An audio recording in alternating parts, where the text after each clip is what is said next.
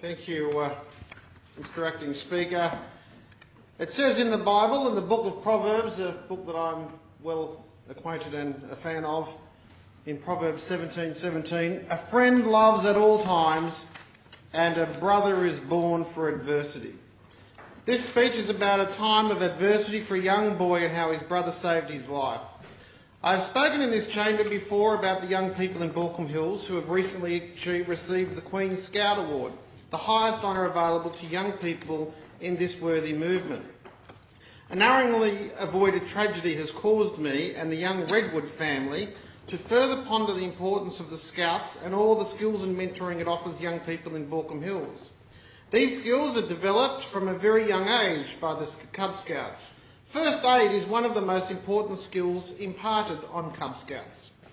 Jenny Page and Taylor Page are both Cub Scout leaders and St John ambulance officers in my electorate. As part of the Cubs' badge work, they enlist the aid of a couple of the other members of their division, ex-Scouts, and provide the Cubs with first aid training each year.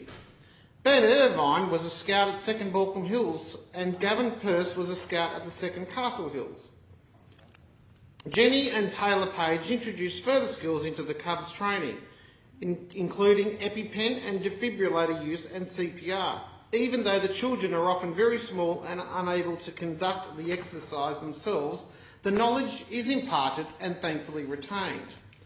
One of their Cubs, Zachary Redwood, was recently in a situation where he was able to call upon the skills taught to him to the extent that he saved the life of his younger brother Benjamin. Zachary recently turned 9 and Ben is 3. The incident unfolded as follows, which is quoted below from Zach's father's email. Ben is intolerant to peanuts. Despite his parents' best efforts, he accidentally ate a small-sized Snickers bar whilst at a birthday party. About half an hour later, Ben started having trouble breathing.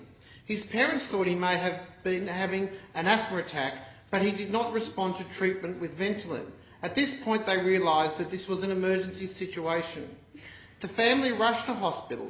During the trip, Ben stopped breathing, his lips turned blue, his eyes rolled into the back of his head, and he lost consciousness. His parents were distraught. Ben's big brother, Zach, remained calm and applied the skills he had learnt. His brother was born for a time of adversity, and the Scouts gave Zach the skills he needed to face it. Zachary Redwood, who has been provided with first aid instruction at Cub Scouts by his leaders, who are both St John Ambulance volunteer officers, started performing CPR on his little brother Ben. After a few minutes, some colour returned to Ben's face and lips, and he regained consciousness. The family continued to the Children's Hospital at Westmead, and Ben was fixed with a breathing assistance mask and given adrenaline. The doctors advised Ben's parents that he had suffered an anaphylactic shock. They indicated that the family were very, very lucky that Zach, his brother, had been able to perform CPR and that he did not lose consciousness for any longer than necessary. This was the difference between life and death for Zach's little brother Ben.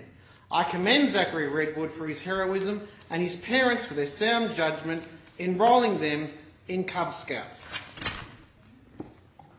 Private member statements having concluded.